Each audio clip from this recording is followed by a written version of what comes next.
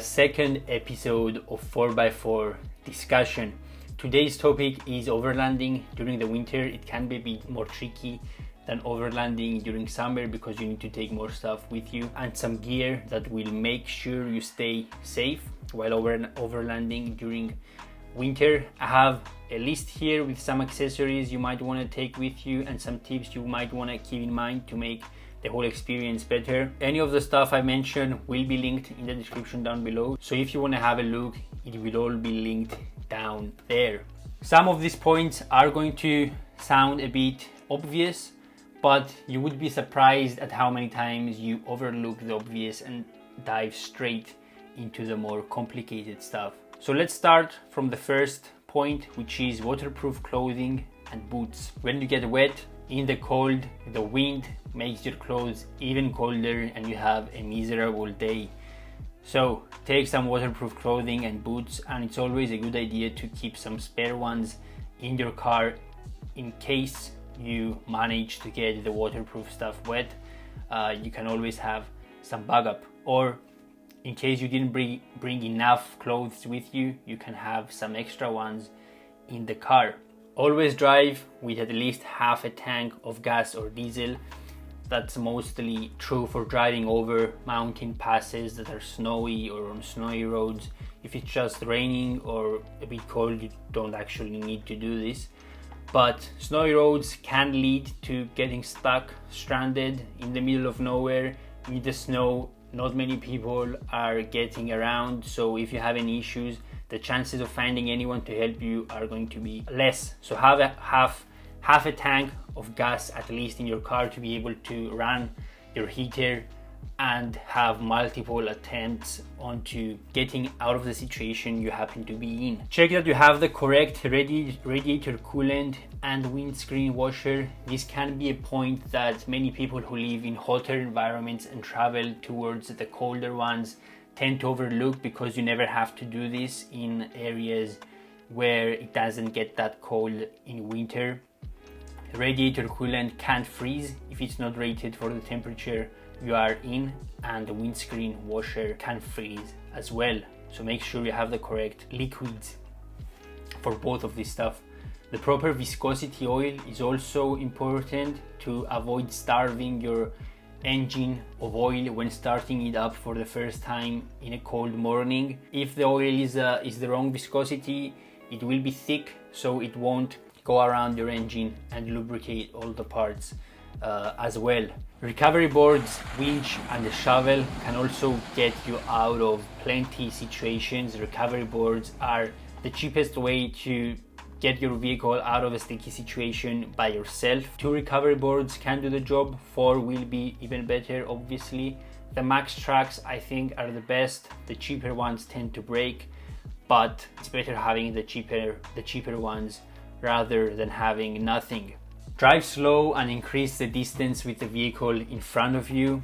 This sounds obvious, but there are 2 benefits. The obvious one is if the vehicle in front of you decides to brake suddenly, you have space to react. But the not so obvious one is that when you keep space with the vehicle in front, you can actually see what the vehicle is doing, and if it starts sliding off the road, you know that that section of the road is a bit more difficult and you have to be careful when driving it.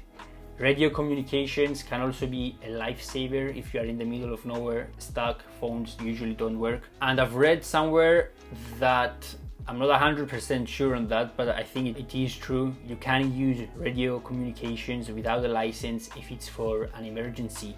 So it may be a good idea to keep them in the vehicle and use them in an emergency. Always check the weather of the areas you will be going to, but also the areas you will be driving through to go there, because while on your drive to your final destination, you might encounter a snowstorm and you might get stranded. So check if it's going to snow and when it's going to snow, and try to avoid the hours that it is going to be snowing. Test your battery and have a battery jump starter kit with you. Batteries tend to suffer in the cold, they have lower cranking abilities and they tend to die quicker, so have a battery jumper with you in case you need it. Good tires and chains all-terrain tires, many of them tend to be rated for the snow. The BF ones are rated for snow for sure. And chains can obviously drastically increase the ability of your vehicle on the ice or snow. Finally, some offline maps like Gaia GPS can really help you get out of situations in which you are lost in the mountains. You can log into Gaia GPS and find your way out of there. I've done it plenty of times, but make sure you have the specific area you think might be a bit more difficult downloaded on your phone, because if you don't have a connection, the maps won't be as clear, so it will be difficult to find your way out. Now, heading on to some camping tips. Have the ability to layer up or layer down. When overlanding, we tend to drive, we get out of the vehicle, walk around, get back in the vehicle, you sit around camp, and each one of these occasions needs different layers. When driving, you will need less layers because you are in the car and you're warm. When sitting around camp, you will want more layers. So have the ability to layer up or layer down.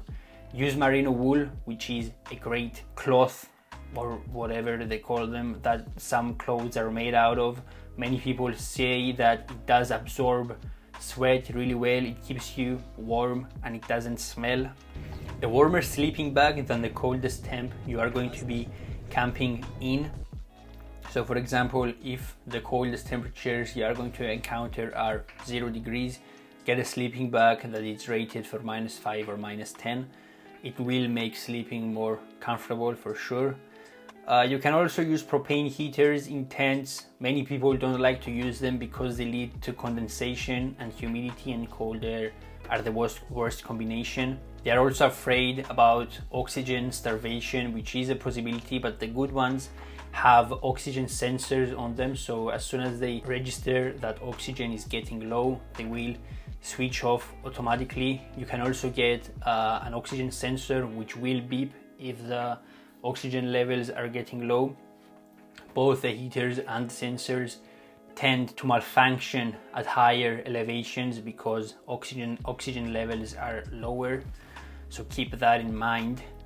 A heated blanket to preheat your bedding space is also a great idea. There's nothing worse than getting into your sleeping bag when it's cold, so a heated blanket can help heat everything up while you get into your sleeping bag and then switch it off and sleep. If you get cold during the night, you can switch it back on again. If you're sleeping in the car, obviously run the heater before you go to bed. I mean, you have a big engine and a heater right there, so I think this is the best solution of them all. Eat and drink frequently. Your body needs more calories in the cold because it is trying to stay warm. Diesel heaters can also have a drastic effect on the temperature inside your tent. They will make it toasty in there, but again, some people are afraid of using them because they are diesel heaters. I would suggest getting a good one, not one of the cheaper ones, just to have peace of mind when sleeping. And last but not least, this may sound a bit counterintuitive, ventilate your tent to prevent condensation. So when sleeping, leave a small portion of the door, window, whatever you want to call it, open to get some fresh air in and the condensation out, because as I said before, condensation is the worst thing when mixed with the cold. So yeah, this was the list I came up with through some research on the internet. I didn't go in depth into any of these points because it would take too long. I think there is no need to. Most of them are obvious. It's just a good list to have and follow when camping in the winter. I will also paste the list in the description so you can take notes of it and tick every item you have with you and the tips you keep in mind so you can be prepared when heading off in the winter. So yeah, have fun out there, and I hope this video was helpful.